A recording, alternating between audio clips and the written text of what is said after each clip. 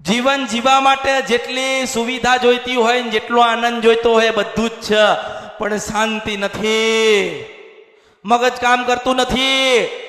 આ પરમ શાંતિના આનંદ જોઈતો હોય તો આવી મેલડી જોઈએ.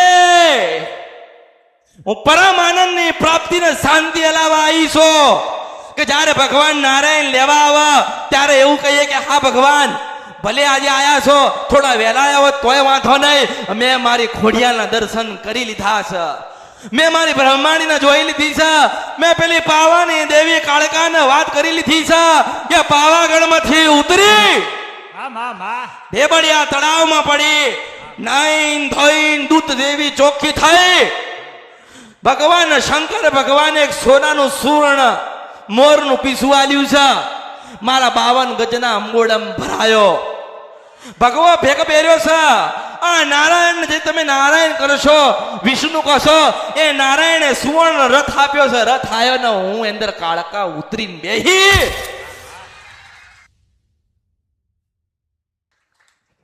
આ ભૂમિ એટલે યોગ ભૂમિ કહેવાય, તપવાળી ભૂમિ કહેવાય.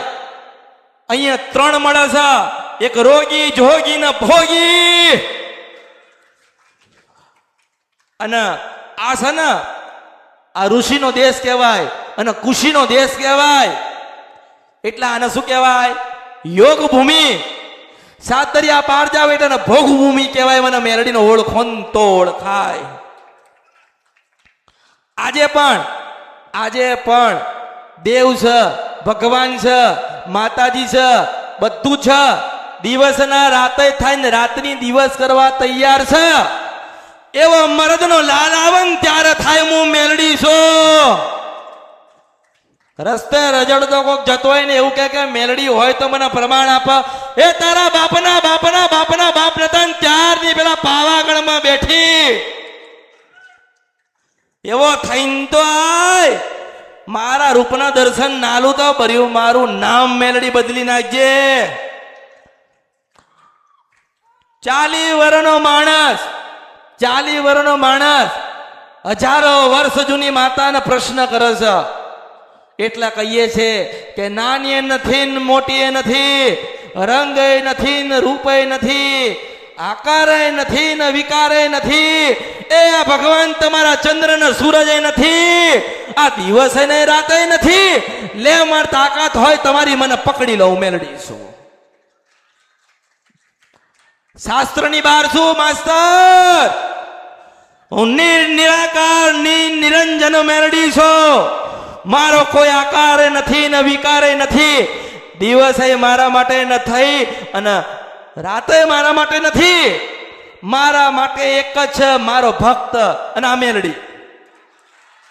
બે જ છે, હું ને મારા ભક્તો. મને નશો છે મારા ભક્તોનો, મારા ભક્તોના મેલડીઓ પર ગર્વ છે. મને ઓળખો તો ઓળખાય. જેના મેલડીની પાસે જવાબ જોઈએ ને એને શાસ્ત્ર વાંચીને આવવાનું હું મેલડી છું. મેં કીધું ને દિવસ નહીં રાતે નહીં, ચાંદો નહીં સૂરજ નહીં, કશું જ નથી. કશું જ નથી નથી નથી નથી નથી નથી. આનો મતલબ આનો અર્થ મને ખાલી કહો. કોઈને મળશે?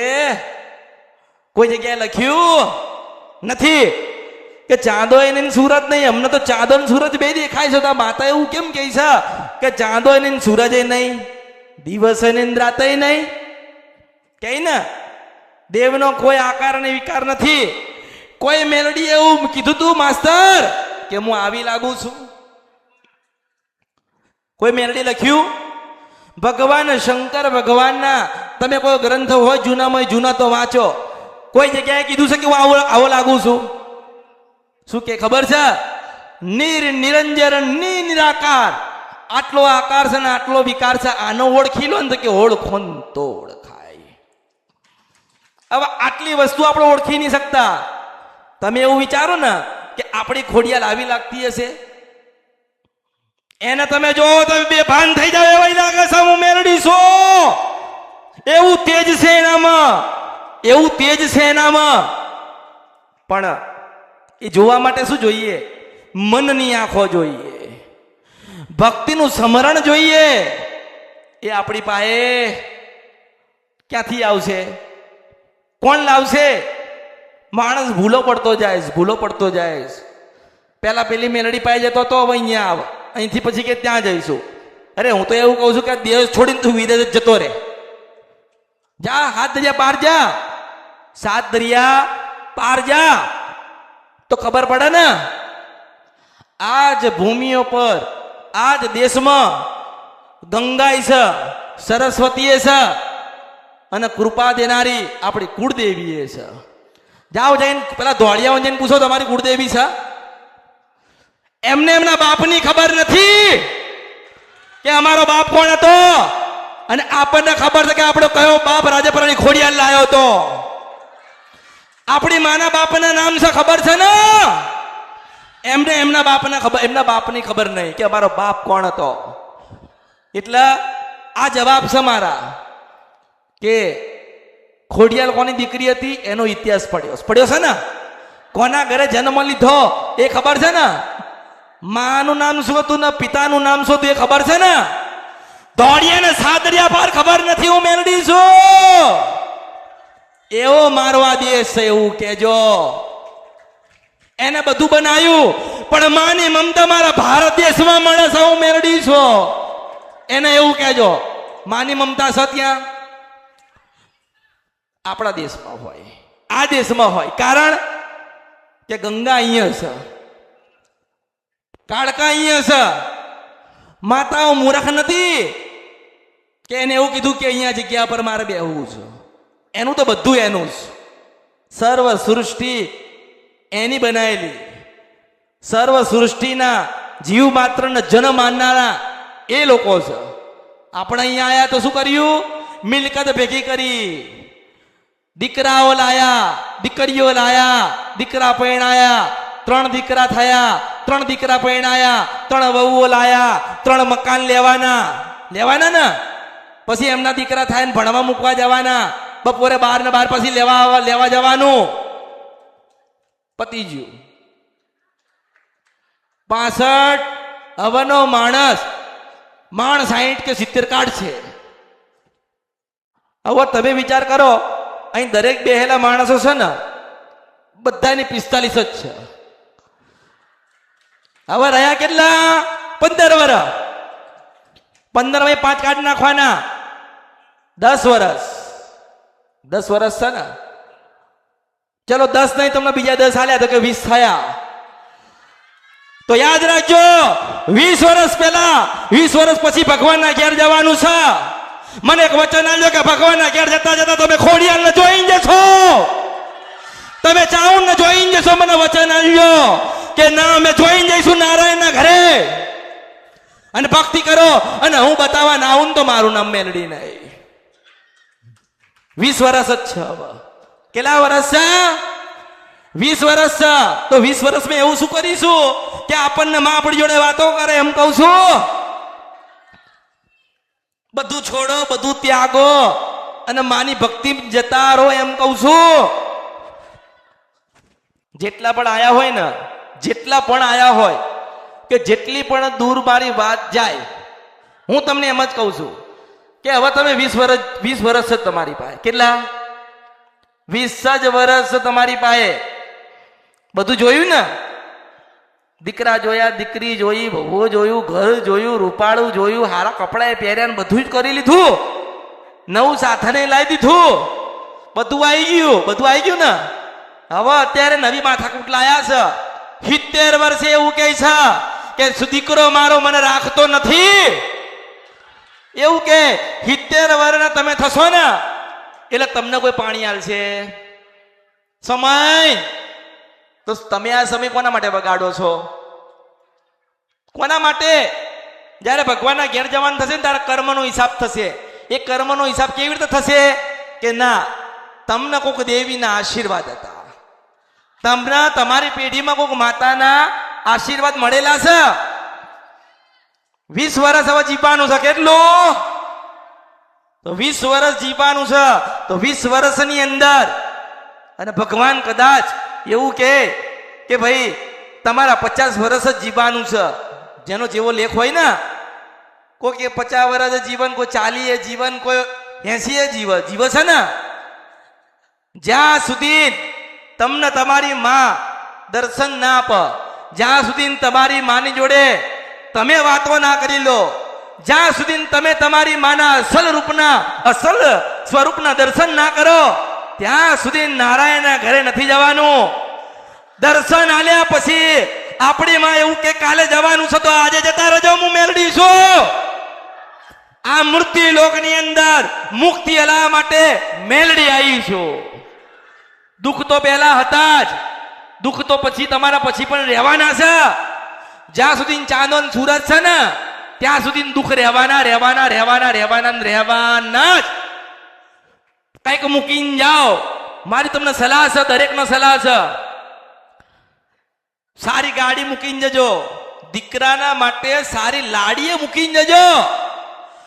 પણ મારી એક સલાહ છે હો, ભક્તિવાળી ખોડિયાર મૂકીને જજો, ભક્તિવાળી બ્રહ્માણી મૂકીને જજો, ભક્તિવાળી ચાઉંડ કાળકા કે બૂટ બલાટ કે બેચરા મૂકીને જજો. કે એવું કે મારી દાદીએ મારા દાદાએ તારી ભક્તિ કરી હોય માં, તો આમાંથી ઉગાર. અને તમારી ભક્તિનું પુનારત હોય ને, એમાં તરત માતા રાના જો અને આઈનું ભીરે હું મેલડી છું. જીવન જીવવા માટે જેટલી સુવિધા જોઈતી હોય ને જેટલો આનંદ જોઈતો હોય બધું જ છે, પણ શાંતિ નથી, મગજ કામ કરતું નથી. આ પરમ શાંતિના આનંદ જોઈતો હોય તો આવી મેલડી જોઈએ. હું પરમ આનંદની પ્રાપ્તિને શાંતિ હલાવવા આવી છું. કે જ્યારે ભગવાન નારાયણ લેવા આવે ત્યારે એવું કહીએ કે હા ભગવાન, ભલે આજે આયા છો, થોડા વહેલા આવ્યા હોત તોય વાંધો નહીં, મેં મારી ખોડિયાના દર્શન કરી લીધા છે, મેં મારી બ્રહ્માણીને જોઈ લીધી છે, મેં પેલી પાવાની દેવી કાળકાને વાત કરી લીધી છે કે પાવાગઢમાંથી ઉતરી દેબડિયા તળાવમાં પડી, નાઈન ધોઈન દૂત દેવી ચોખ્ખી થઈ. ભગવાન શંકર ભગવાને એક સોનાનું સુવર્ણ મોરનું પીસું આલ્યું છે. મારા 52 ગજના અંગોળમ ભરાયો, ભગવા ભેગ પહેર્યો છે. આ નારાયણ જે તમે નારાયણ કરશો, વિષ્ણુ કહશો, એ નારાયણે સુવર્ણ રથ આપ્યો છે. રથ આવ્યો ને હું અંદર કાળકા ઉતરીને બેહી અને મંગળવારની રાત્રે જે ભક્તિ કરતા છે એને એની કુળદેવીના દર્શન અલાવું તો માનજો. એ કેવું નારાયણની સાક્ષી અમૃતની જોગ માયા આ કળિયુગની છેલ્લી મેલડી બોલતી હતી. હું એવું કહું કે હું છેલ્લી છું તો લોકો શું કે એવું નહીં કે આ મેલડીમાં જતા રહેશે તો મેલડીમાં તો ઘડા છે. અરે કોઈ નહીં કે નાની હતી કે મોટી હતી, મારો રંગ નથી, રૂપાઈ નથી, કોઈ નહીં કહેતું, કોઈ કહેતું નહીં, કોઈની પાસે નતા શબ્દો. હું શંકરની પાસે સમજીને વાંચીને ગણિત કરીને આવીશું. ભગવાન શંકર બધા મને શબ્દો આલ્યા સ્વયં. કોને આપ્યા છે? શંકર ભગવાને સ્વયં મને શબ્દો આલ્યા છે. મેં નારાયણને કીધું તું કોણ છું એટલે કીધું તું કે હે નારાયણી, તું નાની નથી કે મોટી નથી. મેં તું ઈશ્વર પરમાત્મા હું કેવી લાગુ છું કે તું કાળીએ નથી ને ધોળીએ નથી. હે નારાયણ, આ રાતના ચંદ્ર સૂરજ તો કે દિવસે કે રાતે નથી, તો હે પરમાત્મા હું કોણ છું કે તમે નિરંજન નિરાકાર એક ભગવતી બોલો છો. પછી કીધું કે ભગવાન તો મારે શું કહેવું, આ મનુષ્ય શું કહેવું? તો નારાયણ એવું કે કૃષ્ણ ભગવાન કે જઈને કહેજો એ કળિયુગમાં તમારી ખોડિયાનો ઓળખો ને તો ઓળખાય.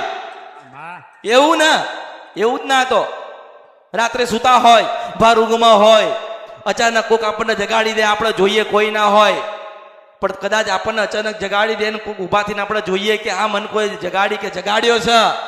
આંખ બંધ કરીએ ને પાછા જગાડો તો આપણને ખબર પડવી જોઈએ કે જેની આરતી કરીને એ દર્શન દેવા આવી છે, એના તમને હરુભરું દર્શન આલવા. પણ તમે એના દર્શનના કાબિલ તો છો, પણ તમે એનું રૂપ જોઈ નહીં શકો. એનું તેજ એટલું બધું છે માસ્તર પટેલ, એનું તેજ એવું છે કે તમે એને જો, તમે આંધળા થાવ, મને ઓળખો ને તો ઓળખાય.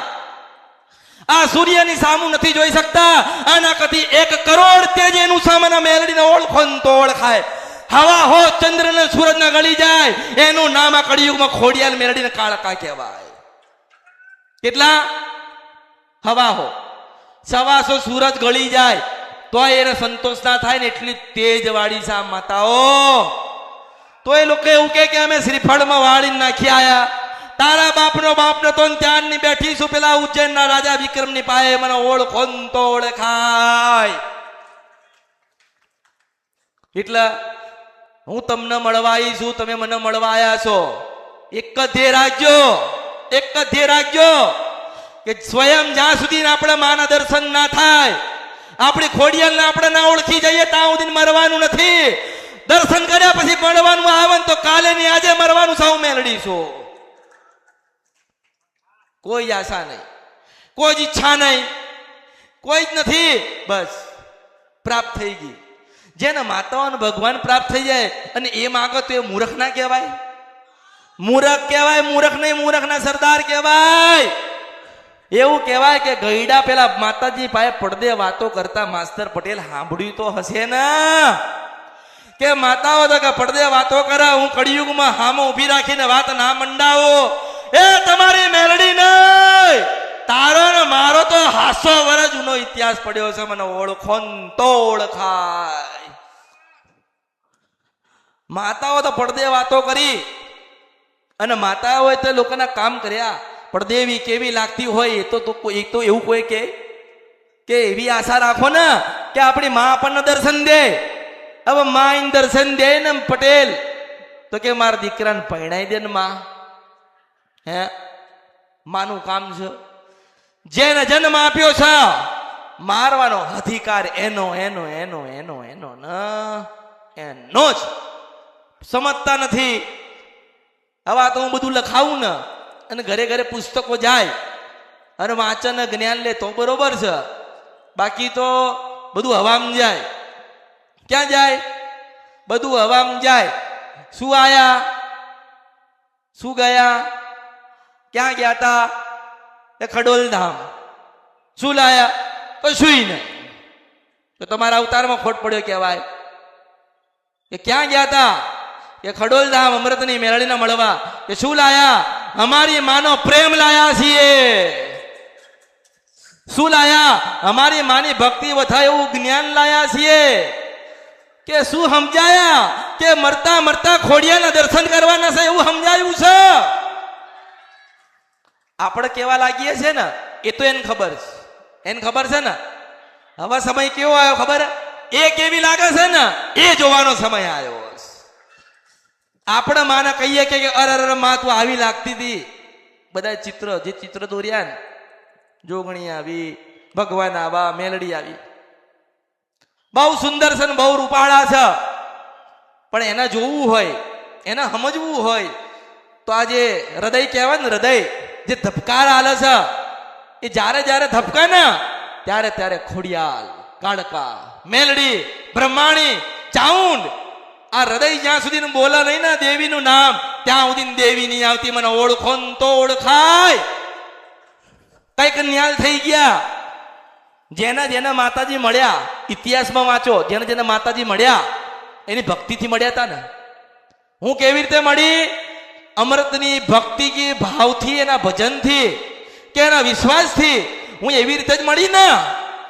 જો અમૃતે મને પ્રાપ્ત કરી તો તમે તમારી રાજાપરાની ખોડિયાલને કેમ નથી કરતા? મને આ દુઃખ છે, મને આ વાતનું માસ્તર દુઃખ છે. આ વાતનું દુઃખ છે કે દીકરા તો થયા બે પણ કાળકાનું ભજન નહીં થતું. આ વાતનું દુઃખ છે. હે એમ એટલે તમારી મા વગર તમારું ઉદ્ધાર નથી નથી નથી નથી નથી.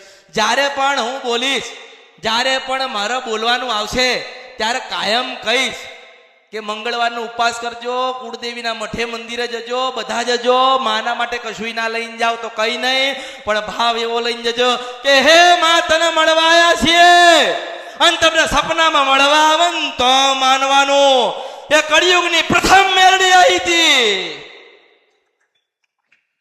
એટલે દરેકના આશીર્વાદ જેને જવું છે જઈ શકે છે. એ તો કેવું તો પડે ને એવું જેને પણ જવું હોય જઈ શકે છે, જેને પણ બેસવું હોય બેસી શકે છે.